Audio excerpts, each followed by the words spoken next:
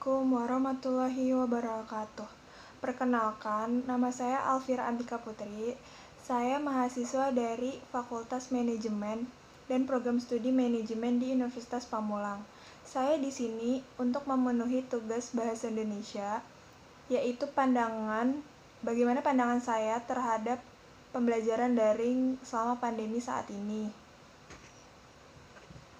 Menurut saya, setelah adanya kebijakan yang pemerintah berikan kepada kita untuk bekerja di rumah atau belajar di rumah, itu menuai pro dan kontra dari masing-masing orang. Saya sendiri sebagai mahasiswa banyak merasakan sisi positif dan negatifnya saat belajar di rumah. Dari segi positifnya, kita sebagai mahasiswa lebih belajar untuk menggunakan teknologi dengan cermat, dan kita juga diwajibkan untuk mengakses atau mengupload semua tugas-tugas melalui via platform yang diberikan dari masing-masing kampus. Jadi kita sebagai mahasiswa lebih bisa memanfaatkan teknologi yang ada. Dan sisi positif lainnya yang saya rasakan, saat pandemi ini kan kita nggak boleh bertatap muka dan nggak boleh berinteraksi sama orang lain. Jadi kita tetap bisa belajar dan tetap bisa sehat selama kita di rumah, karena kita nggak berinteraksi sama orang lain dan nggak bertatap muka sama orang lain. Jadi kita tetap sehat gitu. Dan sekarang dari sisi negatifnya. Sisi negatif yang saya rasakan dan mungkin hampir semua mahasiswa rasakan, itu pasti ada rasa jenuh atau bosan.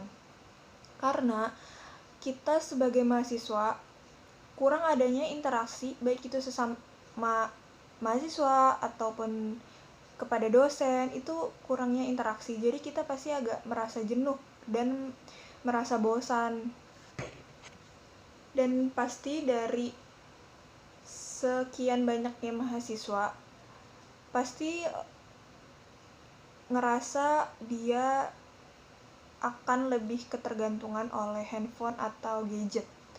Karena sebelum pembelajaran daring ini juga, kita sebagai anak milenial itu merasa udah ketergantungan dengan handphone. Apalagi sekarang ditambah pembelajaran lewat daring dan pembelajaran lewat online, jadi makin ketergantungan oleh handphone atau gadget. Dan kita ataupun beberapa orang juga pasti ada rasa kurangnya kepekaan atau kurangnya rasa tanggung jawab terhadap tugas-tugas, karena harus diupload kan lewat lewat via platform gitu. Jadi kurangnya ada rasa tanggung jawab terhadap tugas seperti itu. Selain itu, tidak sedikit mahasiswa yang merasa kurang mampu untuk membeli kuota internet. Pasti apalagi selama pandemi ini banyak dari mahasiswa ataupun dari orang-orang yang ekonominya tuh berkurang.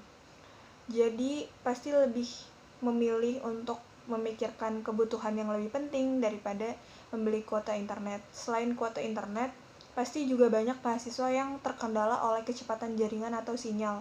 Jadi selama pembelajaran daring ini, banyak yang kesusahan untuk mengupload tugas-tugas karena ya terkendala sinyal. Seperti itu. Harapan saya terhadap COVID ini semoga ya pandemi ini cepat berakhir dan kita tetap bisa melanjutkan seperti hal normal seperti sebelumnya, dan kita bisa lebih merasakan ya perkuliahan tatap muka. Dan sekian dari saya, wabillahi taufiq wa hidayah. Wassalamualaikum warahmatullahi wabarakatuh.